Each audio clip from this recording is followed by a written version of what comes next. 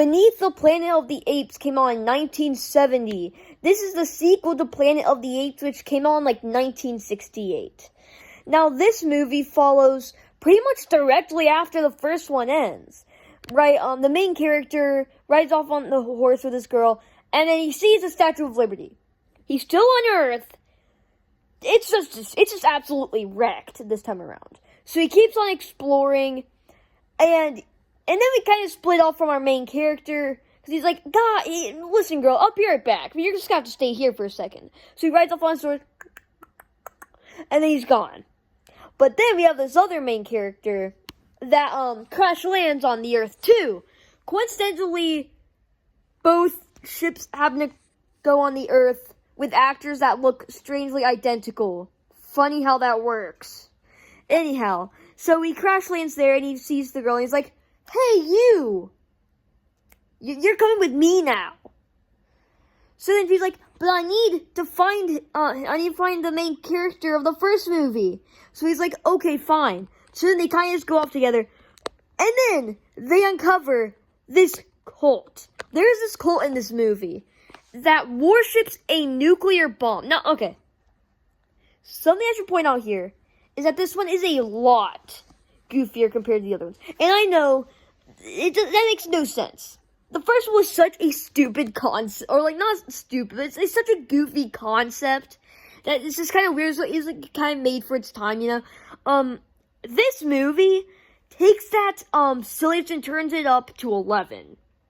Because here, you have this cult who, after the bombs fell, put on these masks to make them look like normal humans, and then started worshipping a nuclear bomb, basically what's in the equivalent of a subway.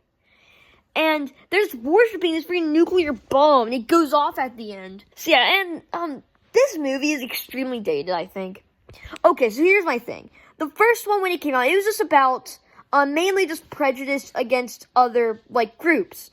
So you have these apes, and you have these humans. So, instead of the humans being in control, it's the apes in control. You know, an interesting concept, okay, and they do it well. The twist at the end, amazing. This one, you can tell how dated it is and how some of the things don't work. Worshipping a nuclear bomb is obviously about, the Cold War. And the Cold War, the Red Scare, all that stuff.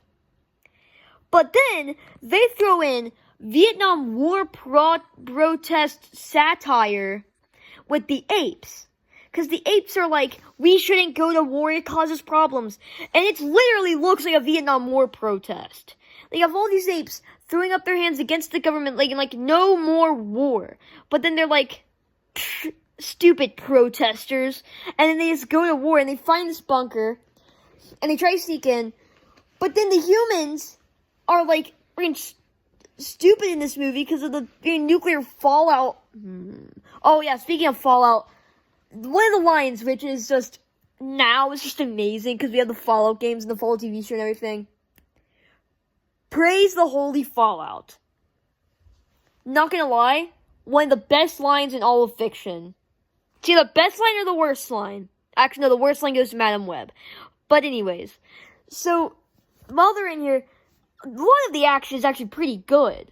We have our main two characters, obviously the main characters from the first one and the main character that crash landed in this movie. And they go in, and they have these guns, and they're moving around the facility. But the apes find where the nuclear bomb is being held. Our main characters are fighting off the apes, so they don't do something stupid with the bomb, because,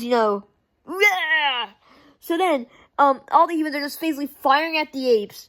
You're just basically just shooting them down and stuff. An actually pretty graphic action sequence. You have all the main characters with these huge guns just blasting down all these apes. It looks cool. It's a really good action sequence. At the same time, the apes are gonna pull on this nuclear bomb. And you know what happens when they pull on this nuclear bomb? Boom, it explodes. And this huge explosion goes off. Basically all the main characters are dead now. Except for some of the other apes that were main characters in the first one. So that's where Beneath the Planet of the Apes ends. So this movie, for me at least, I do not think it's near as good as the first one. I think this movie is extremely dated in the messages it tried to introduce in this movie.